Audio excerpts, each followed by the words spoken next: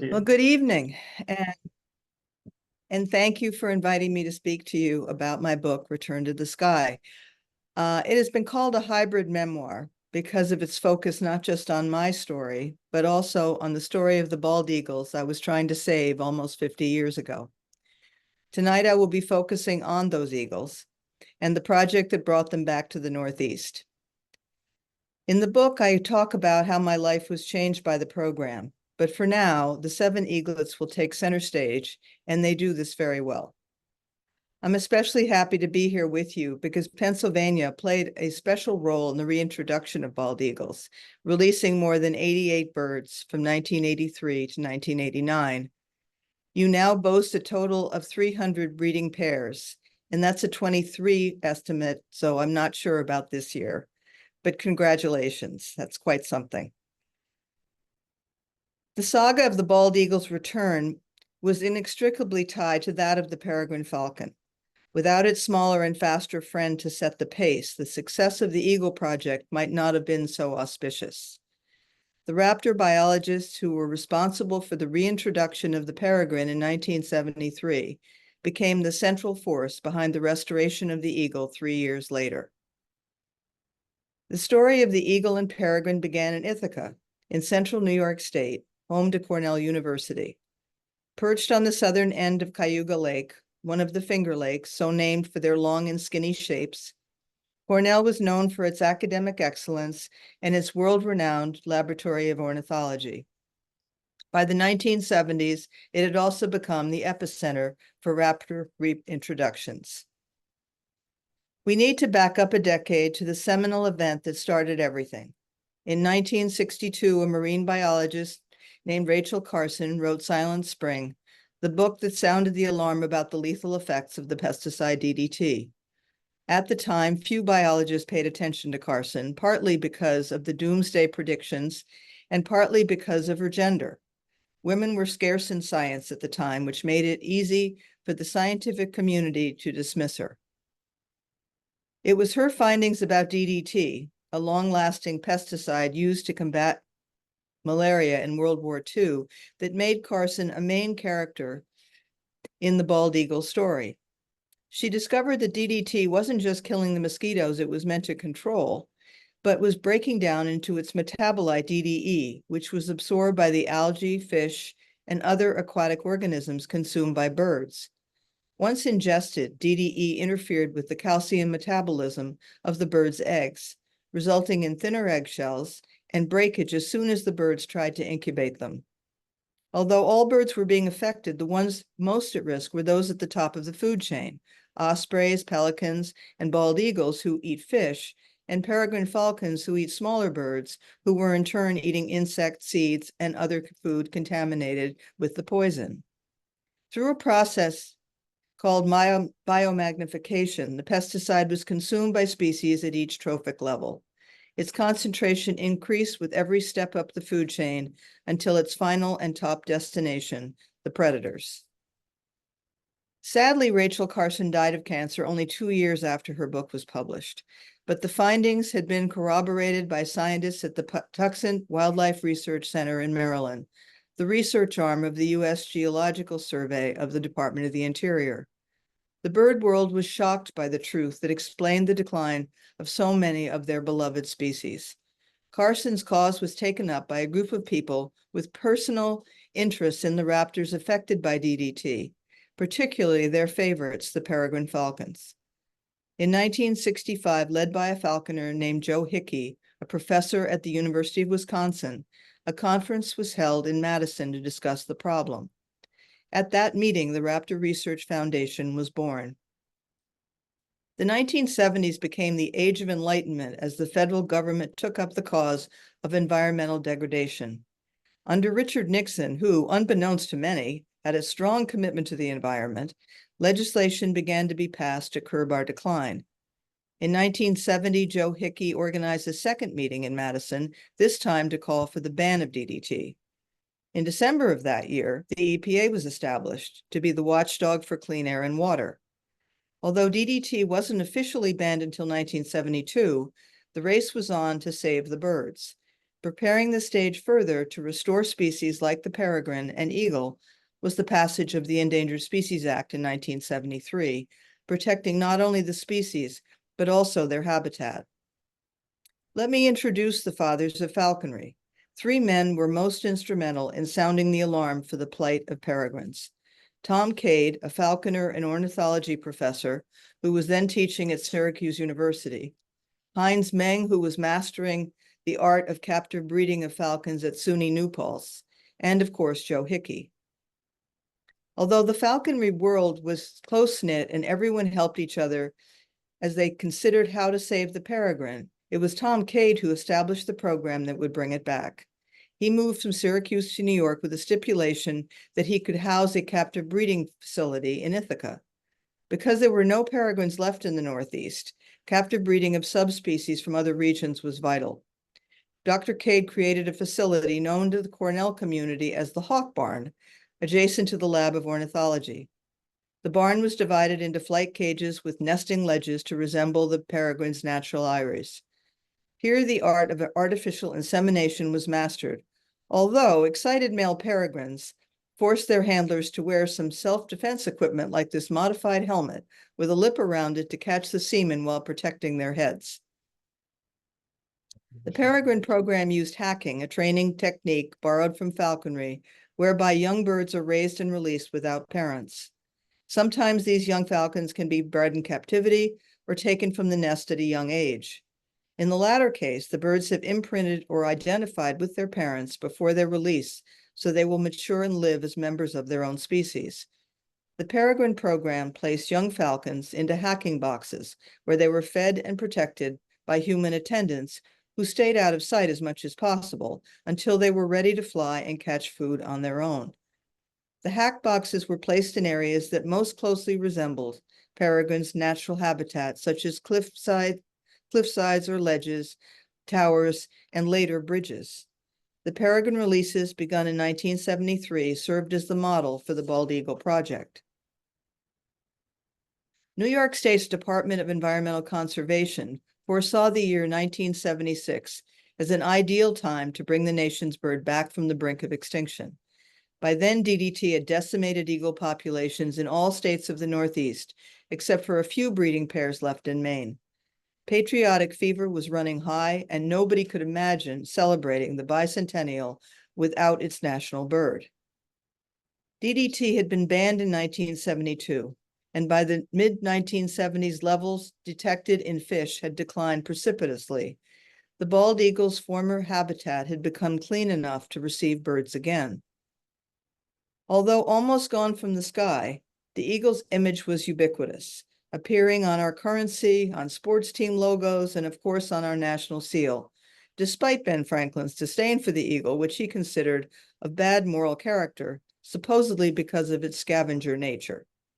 The turkey didn't stand a chance against the grandeur of the bald eagle when our forefathers had to select a symbol of freedom, majesty, and power to represent the newly independent USA.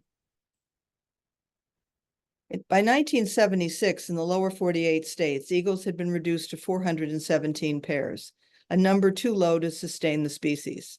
According to the terms of the Endangered Species Act, the federal government controlled the bald eagle.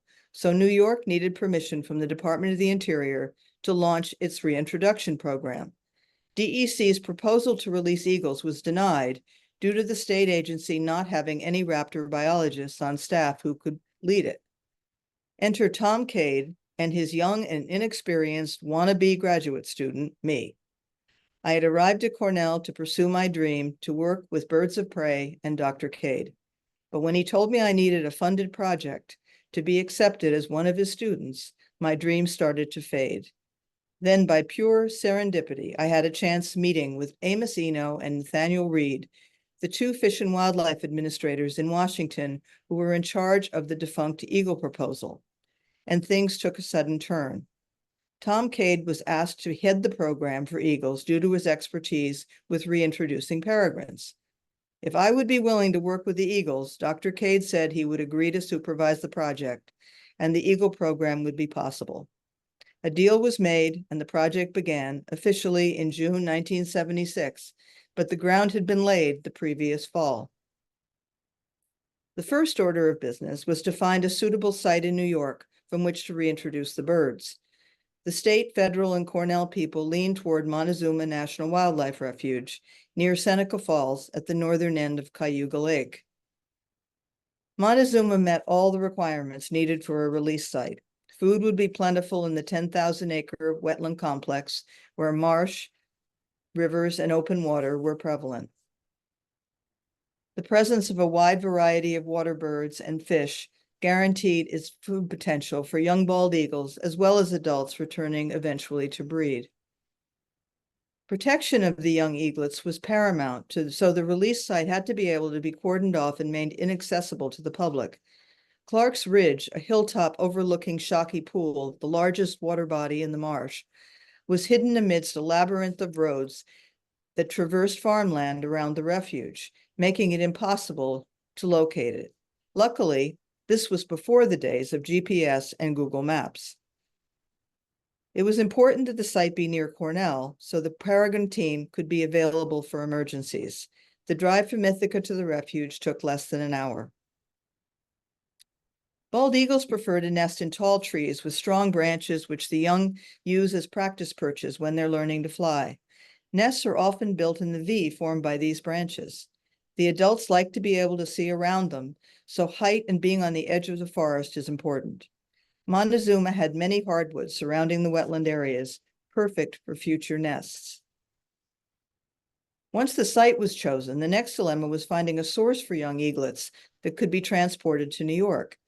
Because there was no sustainable population left in any of the surrounding states, it would be necessary to go further afield to find an area where DDT hadn't left its mark. The toll the pesticide had taken in other regions had to be considered when deciding on where to find healthy eaglets to move to New York. Alaska had plenty of bald eagles, but the genetic makeup of this subspecies was thought at the time to be too different to take a chance on. Instead, the program looked to the Midwest, particularly the Great Lakes states, where DDT hadn't been used as it had in the Northeast, and where a healthy population of bald eagles could be found. Wisconsin, Michigan, and Minnesota, their stable populations shown here, were amenable to having their birds shared with New York. Bald eagles generally lay 3 eggs and try to rear 3 young. However, because of food supply and energy expenditure, often the third eaglet is smaller and weaker than its siblings and doesn't make it. They are either thrown from the nest or pushed aside by the stronger ones until they starve. Therefore, the plan was to select the third eaglet from these 3 bird nests for transport. When the climbers scaled the nest trees to band the young eaglets at about 7 weeks of age, it was up to them to determine which birds to remove. The position of the nest tower in the refuge was critical. It had to be inaccessible to the public, high enough so the young birds could survey the land around them, near tall trees so they could use as perches once they started to fly, and most of all near the water. Clark's Ridge met all these criteria. The local electric company donated and installed 4 35-foot-high poles for the tower, on top of which we constructed a 7-foot platform. Once the tower was erected, we had to build a nest for them. My colleagues Jim Weaver and Willard Heck of the Peregrine team and I had to think like eagle parents and build a nest closely resembling their Wisconsin nests where they were born. The next step was to create a blind or hide next to the platform so I could observe and feed the birds without them seeing me. The blind was covered in canvas and rested on top of scaffolding. At first, I had to climb to the platform using metal pegs like those used by electric linemen. But once the scaffolding was in place, I could use the rungs of that apparatus instead, which was far easier and, I have to admit, less scary. We wrapped aluminum predator guards around the poles to prevent animals like raccoons from accessing the nest. Without parents to protect them, the young eagles would be vulnerable at night. The blind was barely large enough for me to sit in cross-legged. On the side facing the nest was a hole through which I could feed the young eagles with a long barbecue fork without having them see me. It was important that they didn't know I was feeding them in case they imprinted on me and came to view humans as their providers or food source, a dangerous situation for both species. The day finally came on June 18th, 1976, when we received the call from the Wisconsin Fish and Wildlife climbers that they had 2 eaglets ready to ship to New York.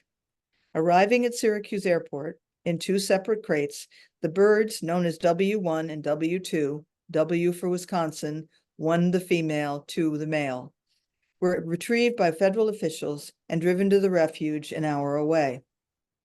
On hand to receive the eaglets was a large contingent of state, federal, and refuge people, a few biologists from Cornell, Tom Cade, me, and my 2 dogs, Max and Moses. While most of the entourage stood at the base of the tower looking up, Dr. Cade tied the ropes around the crates. Jim Weaver hauled them up to the top of the tower, and Dr. Cade and I then pried open the tops and released them. The eaglets had been shrieking while in the crates with their call-like cry until they were able to jump onto their new nest and seek shelter in the corner of the platform as far away from their captors as possible.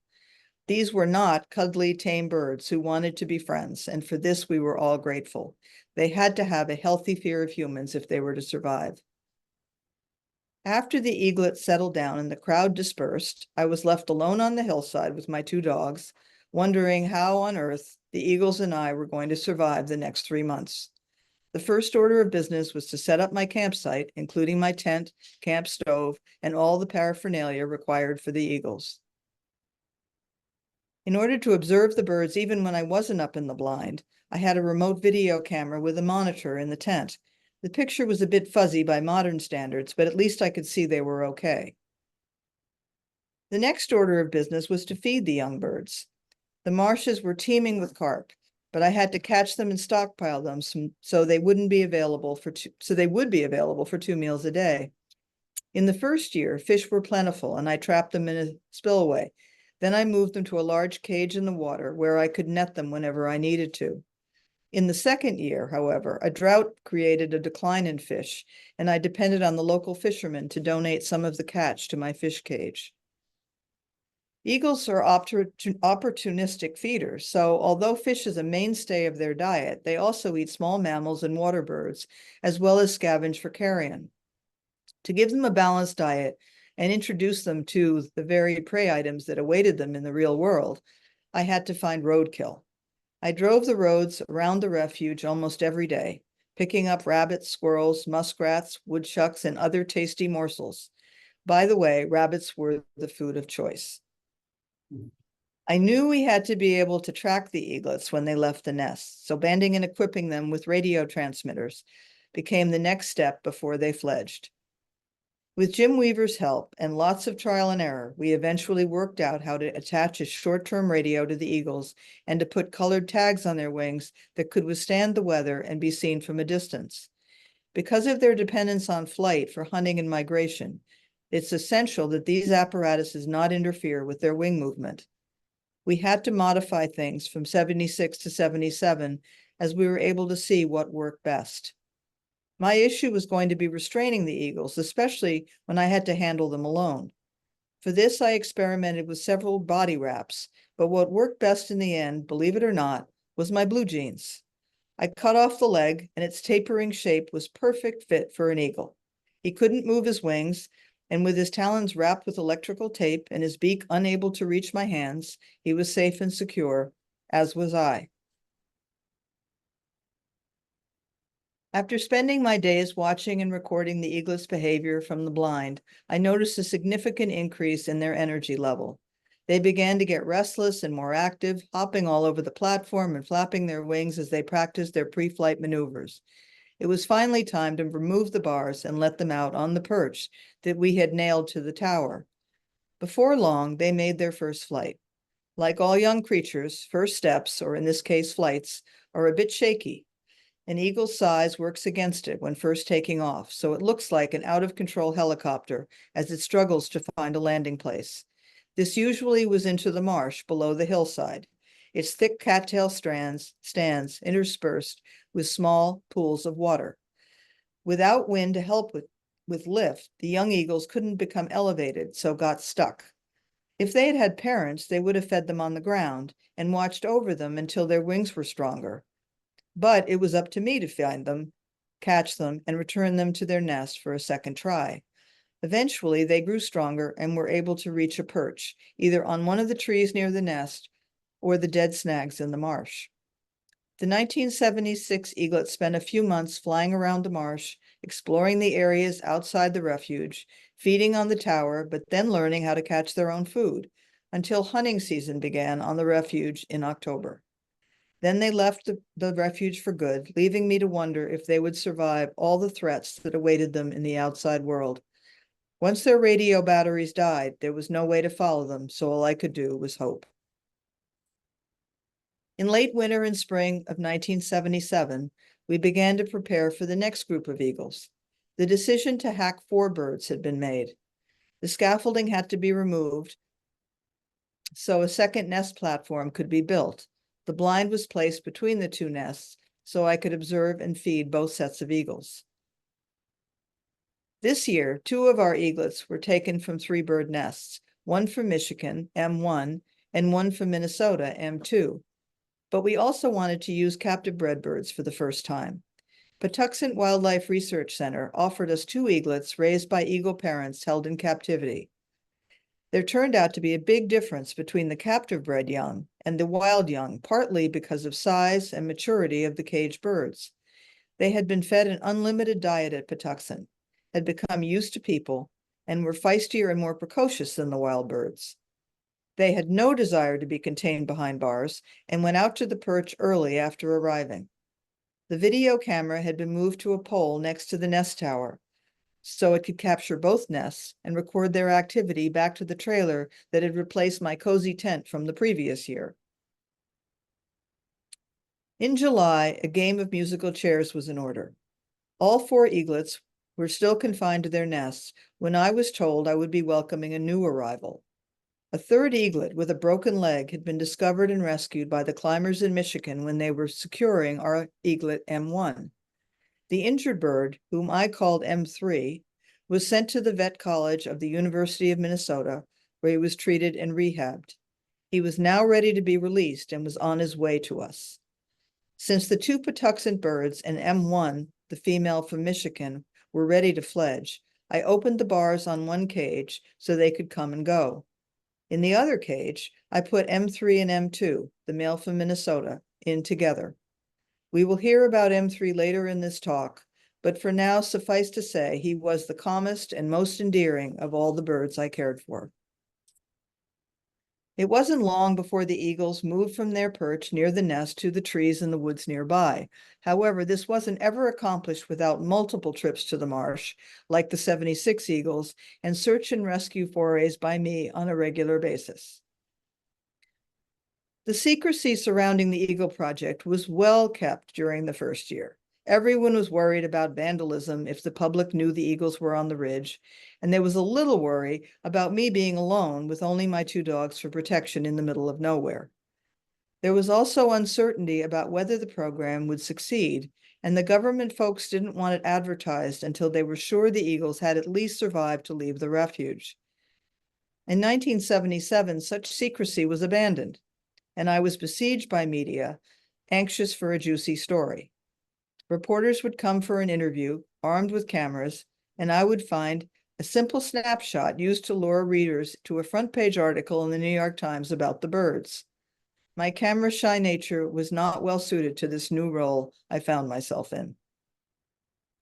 Some of the notoriety was welcome, however. In the fall of 1977, I was invited to attend the New York State Fair in Syracuse to be inducted into the Iroquois Confederacy as an honorary member of the Iroquois Nation. Although I was nervous about going, it was a memory I will savor forever. I spent the day with members of the 6 nations of the Iroquois, learned about their customs and culture, and was lavished with handmade gifts from each nation. Apparently, I was the first female to receive such an honor, allowing the wives of the chiefs to be part of the event, an historic moment for them as well. After the eagles left the refuge in the fall of 1977, my tenure as the eagle caretaker was over. Although I never saw these eagles catch their own food, they seemed to be independent and had stopped returning to the fish I left for them on the tower, a sure sign they had found a better option for themselves. I returned to Ithaca and completed my master's thesis, which became the manual on hacking bald eagles. By the 1980s, 9 other states had adopted our hacking procedures and were releasing eagles. The last state to do so was Tennessee, which hacked birds until 2020, exceeding even New York's total of 198.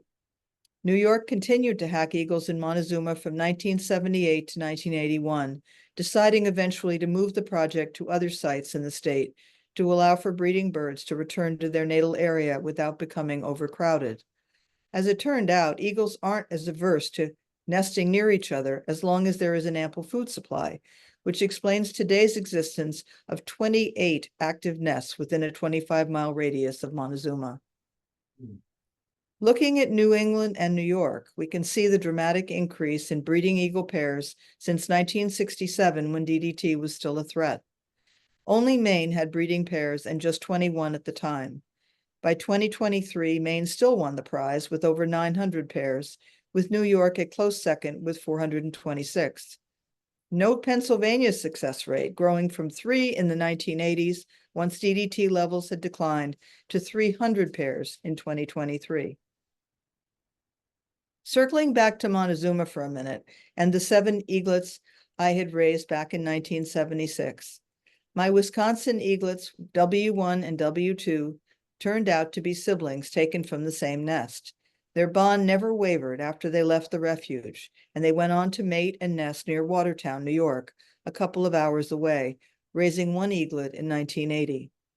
But the most exciting news was that of M3, the rehabbed eagle from Michigan. I had lost track of him along with the other eagles from that year, and could only hope they had survived. In June 2015, I received a press release from DEC of New York that the body had been recovered, the victim of a vehicle hit. He had a band on his leg that identified him as one of my eagles. He was 38 years old, the oldest wild eagle ever known, and had been nesting at Hemlock Lake, the last remaining eagle nest when the project was begun. Breeding for three years with 2 different mates, he could have produced, not 3 years, breeding for 35 years with 2 different mates, he could have produced 70 eaglets during his lifetime. I was indeed a proud mama.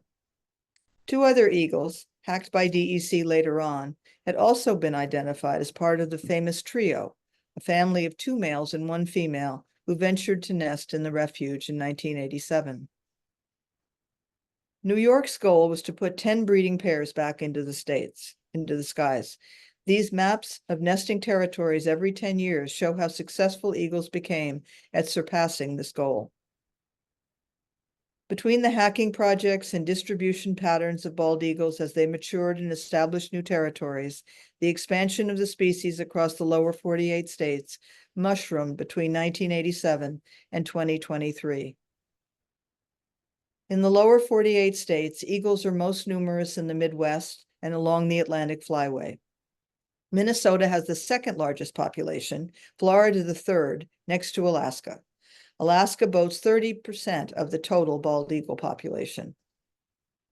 The timeline of the bald eagle's recovery is defined by several key pieces of legislation and moments in the U.S. history of conservation, beginning in 1940 with the Bald Eagle Protection Act. By 2007, the eagle had recovered enough to be removed from the endangered species list, although states like Tennessee were still hacking them back to the wild for 13 more years. After 1977, I never returned to Montezuma, although I passed it on the thruway and always craned my neck searching for the tower on Clark's Ridge. I followed the news about the hacked eagles as much as I could, but once Dr. Cade moved the Peregrine Fund to Boise, Idaho, merging it with the World Center for Birds of Prey, my source for information was gone. In 2020, I felt the story about the origins of this project needed to be told, and I knew this meant returning to the marshes to see the eagles again. In November 2022, my husband and I were shocked when we drove into the refuge. When I had left almost 45 years before, there were no nesting eagles and little sign that the species would become the signature species of the refuge. We passed a welcome board boasting of the eagle's presence, saw benches decorated with them, and an exhibit in the visitor center that is a nest of bald eagles front and center. A huge information sign at the refuge entrance describes the eagle and its return to Montezuma. After I convinced the current refuge staff that I had been the one to start the Eagle Project, thanks to the expertise of the Cornell Peregrine Fund and Tom Cade, I was given the keys to the city, or refuge as it were. I was shown the giant sculpture designed by Jay Seaman for the 40th anniversary of the reintroduction program that sits on the edge of the refuge, adjacent to the New York Thruway. Some of you may have seen it if you've driven that road. Accompanied by our Montezuma guides, we bushwhacked our way up to Clark's Ridge, long overgrown, but still the home of the Nest Tower, albeit a bit bedraggled all these years later. Even the box holding the video camera was still intact. I went down memory lane with my patient listeners as they heard about the project, the start of the eagle recovery, and the role Cornell had played in its design. Today, 7 bald eagle nests are active in the refuge, with 9 more in the wetlands complex surrounding the boundaries. Some pairs even build 2 nests, perhaps as insurance against disaster, or maybe, as I like to think, they are feeling so secure and comfortable, they want a winter and a summer house. As my husband and I stood on the dike road that runs along Shockey Pool, where I had once rescued so many youngsters from the cattails, adult and immature eagles were flying all around us. Here I would like to read a short passage from the book about this experience. Rafts of wintering ducks and Canada geese rest on the river's flotsam. Barely visible against late autumn's platinum sky flies a dark bird with wings outstretched in a perfect plane. Finger-like wingtips, the absence of flapping, and the nearly 7-foot wingspan stops my breath as I recognize the adult eagle bearing down on the flock, then veering upwards with jet-like precision at the last moment, heading towards the woods behind where we are standing. Brave souls, these waterfowl, never flinching. How do they know the raptor is playing with them and not hungry for a duck dinner? A common sight for the other observers standing with me, fortunate to be out here every day. The only gasp comes from me, one of many I will utter during this visit. Several more eagles fly over my head towards a group of red maples hugging the inner tributary. Adults land on tree limbs overhanging the dike road, while the immatures, 6 altogether, with their uniforms of chocolate brown from head to toe, perched like preschoolers in one of 2 adjacent trees. I want to call the class to order, to watch and listen and tell them where they have come from and what it means for them to be here on this day. I want to tell them about their grandparents, those stalwart 7 eagles and the others who follow them, whose resilience and persistence paved the way for their return to this refuge nearly 50 years ago. I want to stand there, alone with my birds, until they can grasp their own significance. I have returned to a planet long abandoned, not quite foreign, yet existing in shadow, marked by cloudy images tapping gently on my memory. The red maple snags, where my eaglets once perched to learn about the world around them, no longer dot the marsh. Only cattails remain, and even these have been beheaded by wind or water. The once tall grasses form endless greenish-brown clumps beyond the open channel, reaching to where a hillside begins to rise above the marsh.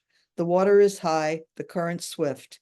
It would be impossible to cross to the field of cattails in the distance without a boat. It would be at least chest high and require waders to navigate it. But I know it is possible. In the mass of vegetation, interspersed with standing pools of water invisible from the outside world, had once been 7 hapless eaglets, each rescued from certain disaster by a young researcher, so desperate to reach her quarry, she didn't notice how deep the water was, how thick the grasses were, how many times she'd fall into the cavities below her. Had that really happened? Surely the river today must be wider, deeper, the Erie Canal forcing manipulation of the water levels over the years. As I began to question my memories, seeking clarification at every step of my mind travel, I look up at the hillside. My hillside. Nothing but trees can be seen from down here on the dike road. But wait, there is a shadow behind the tallest ones, a bare silhouette of telephone poles, straighter and darker than trees. Something is there, but I can't be sure. Although my heart is gladdened by the sight of so many bald eagles today, I know that their success and increased numbers haven't been without criticism. Many people don't like having predators in their world or don't understand that an ecosystem is most healthy when every trophic level is full and balanced. An apex predator, like a bald eagle, can have enemies among humans who find it hard to watch him take a fish from an osprey, or attack its chicks, or take over its platform, or harass loons or herons who are nesting in their lake. Making room for all species is not something we do easily. Instead, we pick sides, and often the underdog becomes our cause. We have forgotten that almost 50 years ago, the bald eagle was the underdog, and only with our help and vigilance was saved from extinction. I hope we can learn to champion his comeback, to be tolerant when he behaves according to his true nature, and to ensure the threats that still exist in the world are mitigated so as not to repeat the damage of DDT. And there are significant threats to the eagle we have to be concerned about. Lead poisoning results from lead shot used by hunters that drop into the mud of streams, lakes, and rivers, or is inside the carcasses of waterfowl or deer that are taken by the eagles for dinner. It can also come from lead sinkers used in fishing. Lead wreaks havoc on an eagle's nervous and digestive systems, causing him to lose weight and eventually die. Shooting continues to be an issue, as do vehicle deaths. M3 was testament to this. Eagles are scavengers, so a roadkill or carcass on train tracks are too enticing for a hungry eagle who will arrive to eat dinner and be hit. AVM, or avian vacuolar myelopathy, is caused by a toxin in cyanobacteria, or blue-green algae, that transfers to eagles through water birds like coots. Wind farms, although a positive resource to counter our use of fossil fuels, can also take out eagles, especially when built near their nesting sites. Immatures, as we have learned, aren't coordinated enough to avoid the giant blades when learning to fly. Other threats like rodenticides used by homeowners and farmers are lethal to eagles who ingest the targeted rodents, unwittingly looking for an easy meal. The more insidious threats of habitat loss, which often reduces nest sites by logging or thinning of tall trees, or developing lake shores and rivers, and of course, climate change, which affects the food supply the eagle depends on. And our latest and perhaps most serious worry, avian flu, which has taken its toll on many eagles, especially in coastal states like Georgia and Florida, where eagles eat water birds infected with the disease, but also in former eagle strongholds like Michigan and Minnesota. It is believed that this virus killed 600 eagles in 45 states in the last few years, a reminder of how important it is for birds of prey to maintain sustainable populations.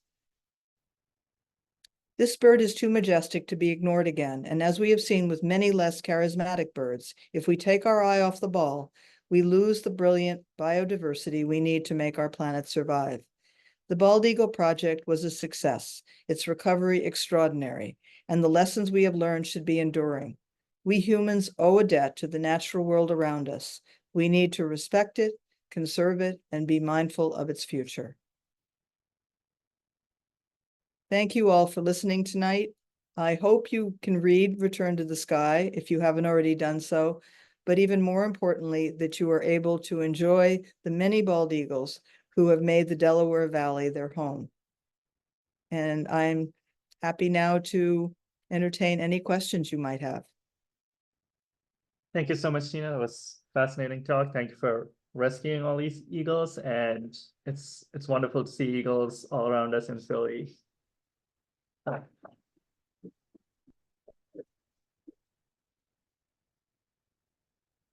right, I will take questions. You can put them in the chat. You can raise your hand and I can call on you, or if there are people in the room who have questions, I can do that as well. Any questions? Naveen, I have a question. Go ahead, Greg. Ms. Morris, this was inspiring. And I just have such tremendous admiration for you as a pioneer. I don't know if you mentioned, whether any other women were involved in raptor recovery efforts in those, early years. But I imagine you were one of the few, maybe the only one. And I just can't congratulate you enough for no doubt what you went through. I imagine you haven't, burdened us or whatever with some of the Michigan, some of the crap you probably encountered as a young woman embarking on what you did. And I just want to mention, I'm a past president of the club, and I just want to mention you're speaking to a club which did not admit women actually until about 7 or 8 years after you started your work. I didn't know that. So I might we have are put that all in the my talk more- had I known that. That's quite amazing. Yeah. we're all the more thrilled to have you speak to us. And anyway, just thank you so much. I look forward to reading the book. But, Well, thank you. Thank you for your kind words. That's all. Yes, there were very few women in general working with birds, but most of them were working with passerines or other birds like that, or terns and gulls, things like that, especially at Cornell.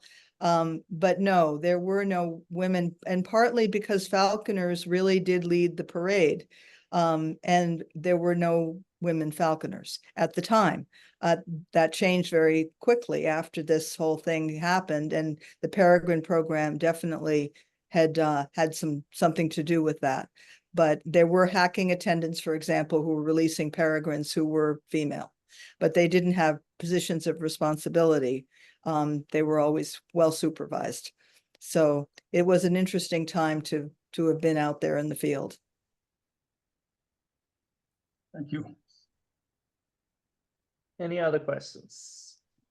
I don't Yes. have a question, but simply a comment. This is an absolutely fascinating and very moving story about what you did very early in the program and everything that you went through. And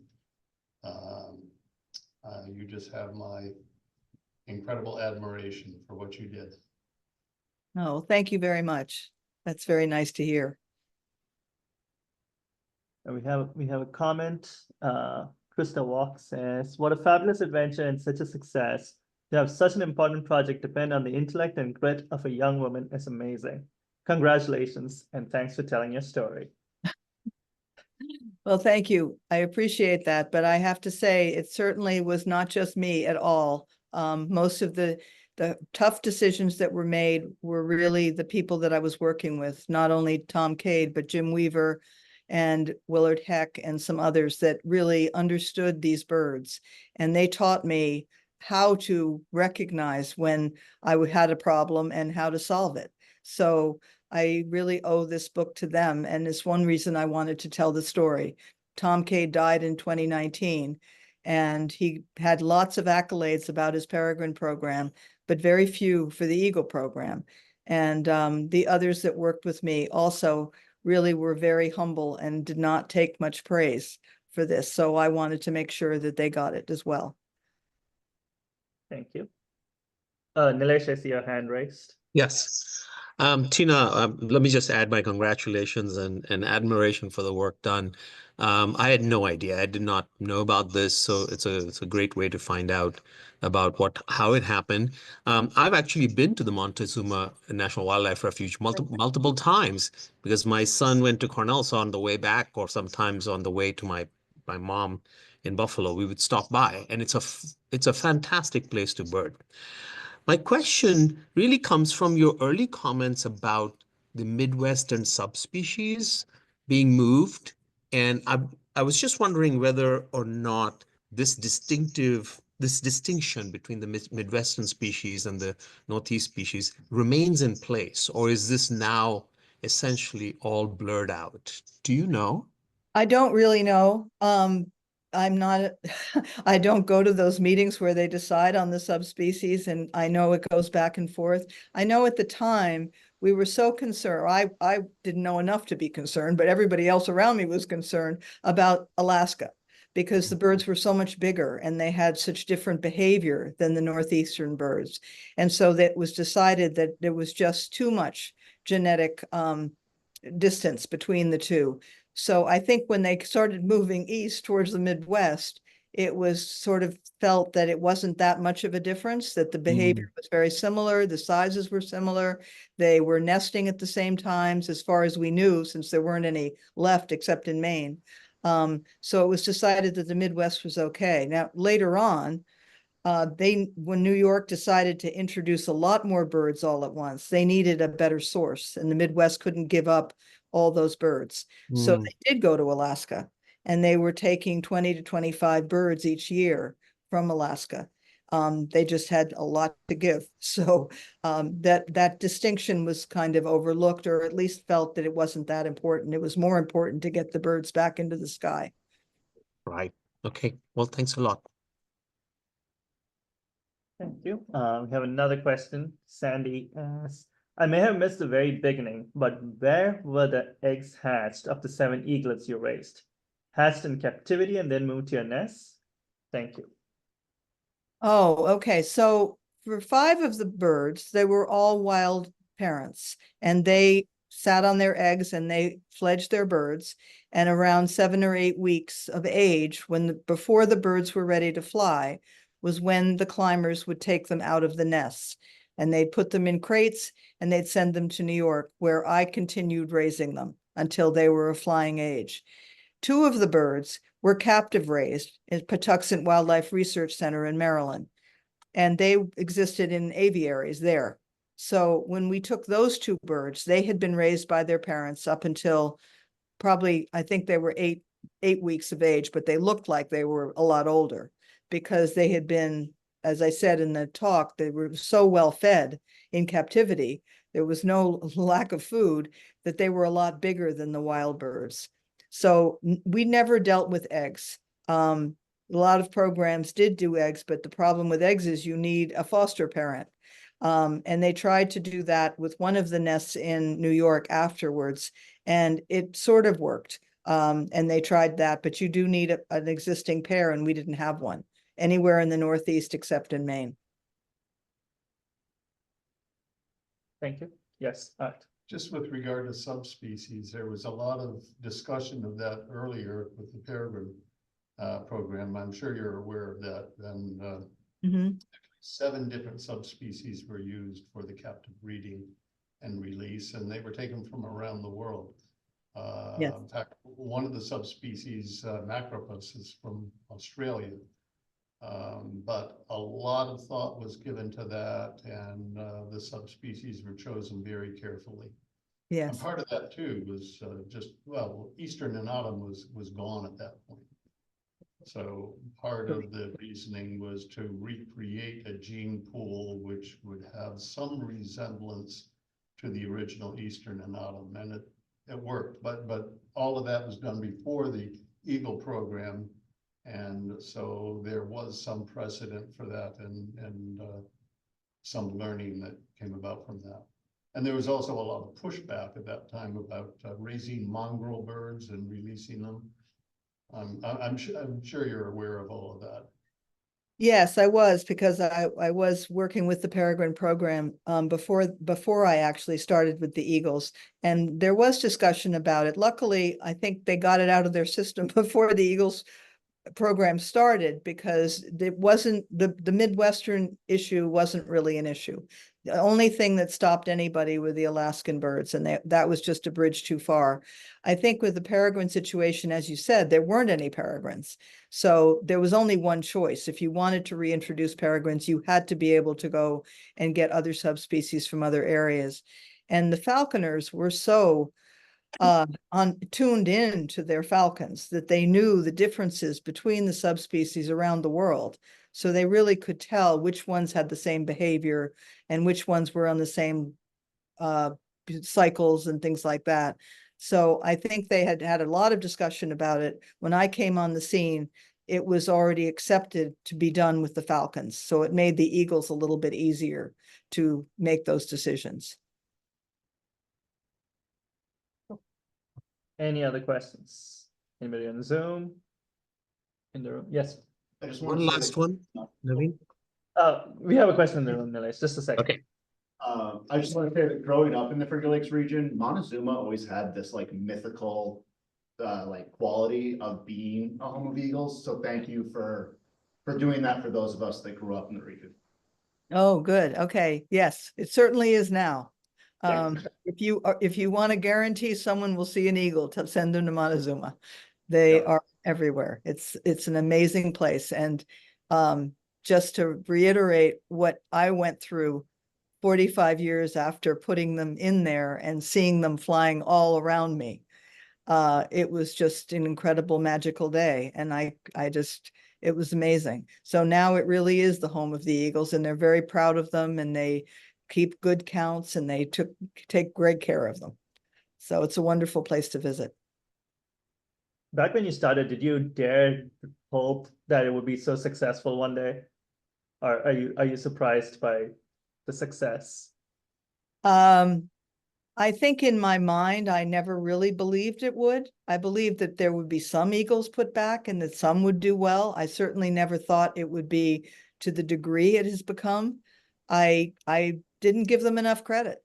I thought, they're going to do their best, and maybe we will have 10 breeding pairs in New York State, and maybe some of the other states will get the overflow. But honestly, it's as much of a surprise to me as to everybody. I think they are an amazingly resilient bird, and they are tough. They're really tough. And I hope that they are going to be tough, because they will have to be with all the other things that are going to be coming their way. But no, I didn't really think that it was going to be as successful as it became. I'm glad it became this successful. Yeah. Nilesh, did you have something? Yeah, just very quickly. I know you said that you were trying your best, and you did your best for them not to see you feeding them, Right. but you did go out and rescue them. So after a while, did they react to you as somebody they knew? No, they didn't. That's a really good question, though. And I think it's because by the time they actually flew and went into the marsh and got stuck, they were pretty old, because by then they had reached fledging age. So they were, 10 weeks. And they had already decided they were an eagle, because they'd spent 7 weeks in the nest with their parents. So they were imprinted on eagles. And the only thing I was worried about is if they saw me feeding them, they would associate me with their food. Not necessarily that they'd think they were a human, because they were too old to imprint, and they had been in the nest with their eagle parent. So it was much more that if you associate a human with food, you're going to go after that human when you're out in the wild and you're hungry. And that was what I was concerned about. But no, rescuing them, they certainly didn't want to be anywhere near me. Oh, They didn't like me after that. So that probably reinforced their fear of humans, if nothing else. great. Okay. Any last Tina, questions? Tina, Yes. did you run into any confrontations with the locals about reintroducing a predator in the area, like the local farmers or anything? No, I didn't. And for two reasons. First of all, as I said, in the first year, nobody knew we were even doing the program, including local farmers. And I had to go and tell the fishermen at Montezuma of what I was doing in order to be able to get them to give me fish for the eagles' meals during the second year when there was the drought. So very few local people actually knew the program was even going on until it hit the papers. And that was part of my reason to balk so much at the newspaper people, because they were making such a big thing about me being a woman up on the hill. And I felt like, first of all, you shouldn't be promoting this program as much as you are. You shouldn't be telling everybody that I'm up here. And so I was a little bit upset about that. But no, I never got any pushback from the local people, but I think mostly because they didn't really know what was going on. Although at the time, I don't think reintroduction had never been done before, except for the peregrines. And so I don't think people knew what to push back against. Now with eagles everywhere, you do find a lot of people complaining about the eagles on their lake or on their river or wherever taking their favorite birds. And I think that's, you know, too bad, but that's the way it is. So, but no, at the time I didn't. Thank you. Welcome. Any last question? Yes, Marty. When you rescued the birds, fledged birds from the marsh, did you have to get them back on the nest? And if so, how did you get them up there? Yeah. It was exciting. First I had to find them. You know, they were in the middle of the marsh. I couldn't see them. And there was a road that went along the side of the marsh, and I had a radio antenna and transmitter. They had radios on them at that point, that we had put the radios on before they flew. And so I would just go out into the cattails and point my antenna until the beep got louder. And then I'd start heading towards wherever it was loud and just hope that I would find them. And I always did. I always found them hunkering down in the wet, bedraggled and looking scared and pathetic. And then I would catch them and put my blue jean sleeve over them, tape their talons. The sleeve went over their heads so that they couldn't see me, and that calmed them right down. And then I would carry them back through the cattails back to my scout that I use for getting back and forth to the fish. And I'd take them up, put them back up on the tower. I'd climb back up on the tower with them under my arm and put them back in the nest, take everything off and just tell them to stay where they were because they weren't ready to go yet. And invariably they'd go right out to the perch and again and kind of taunt me with, I'm going to go again. And it was quite a little exercise for a couple of weeks trying to keep them all together and not in the marsh.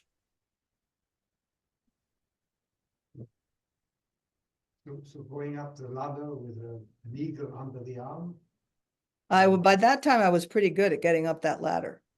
So yeah, I'd put the eagle under my arm and he was in the sleeve. So he was completely contained. He couldn't move. And as I said, when you put that sleeve over their head and they can't see you, they calm completely. And so they would just be like a big football under my arm. I'd go up one-handed up the, I can't believe I did this now, you know, at my age. I look at the situation and think, my gosh, that was a long time ago. But I did. I went up and put them back on the nest. Yeah.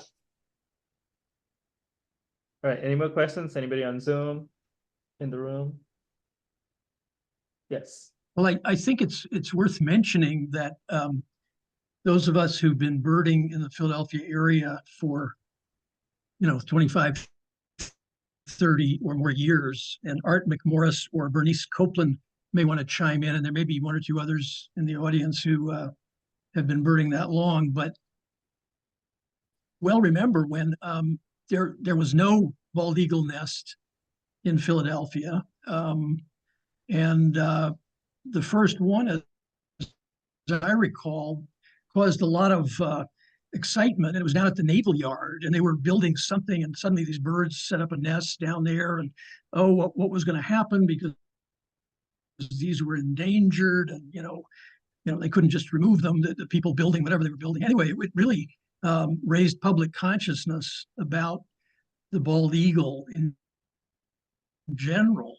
And then maybe 15 or so years ago, they set up shop. That is, a bald eagle pair set up shop in the John Heinz National Wildlife Refuge, and they have been there ever since.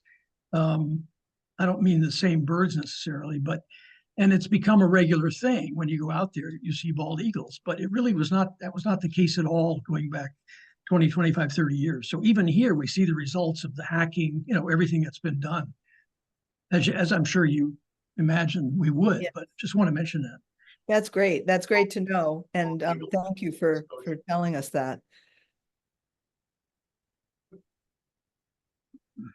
Because there weren't any here.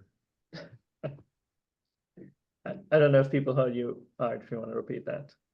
I was just saying that I saw my lifer bald eagle in Nova Scotia. I can't remember the name of the island. It's a big island at the eastern tip of Nova Scotia. And that was, when was that? That was the late 60s, I believe. Because there were none in the Northeast, period. Right. Well, except in Maine. There were some in Maine along the Kennebec River. There were about 20 pairs that were still in Maine when we started the project. But considering that now Maine has 900 pairs, the 20 pairs was pretty small. And that's the thing. It's, you reach a point with the population, you can't let them, because they're such a large predator and they eat everything. It's not like you can really focus on just one species of food. Like the osprey, you have to worry about fish contamination, but with the eagle, you have to worry about everything. And they've got to have a big enough population to withstand things like avian flu coming along and knocking them out. They've got to be able to make up for that until we're able to figure out a way around it. So I think that's really important. Is avian fuel the biggest problem now, or is it still the cars and the hunters? Oh, it's a huge problem. Avian flu is the newest problem. It seems like people are starting to really study it, and they're finding things are a lot worse than they thought they were. And Because they're of- all trying to figure out which states are having the biggest problem and why. And it seems like it's the coastal states because of the water birds. Yeah, exactly. Yeah. Marty, you had a question? I mean, was there consideration of taking the third chick from main nest, or was there too few numbers of main to consider that? No, with 20 pairs barely hanging on, there was no thought to looking to Maine. They weren't going to be able to give up their chicks. I'm not even sure they had, that's a good question, but I don't even know if they had 3 bird nests. Those birds were pretty much hurting. So I wouldn't, when things are bad, the eagles will stick to 2 chicks or even 1 sometimes. They're not going to, a 3 bird nest is a good sign. It means that there's enough food out there that the parents think that they can handle it. Sometimes they can't, but at least they think they can. Another Right. question I had was, if aside from peregrines, eagles, and I suppose California condors, are you aware of other raptor species that have been hacked and released this way? Ospreys, Ospreys? yep. Yeah, osprey's not hacked, but definitely the osprey reintroductions were done with egg transfers. They were taking eggs from Chesapeake area and transferring them up to Connecticut and Long Island, and Massachusetts, where the eggs were being broken by the parents. The Chesapeake Bay area, that there wasn't much DDT, and so they would take the eggs and put them under the parents, and birds don't know the difference. If it looks like an egg, it is an egg. So they would hatch those eggs that were transferred in.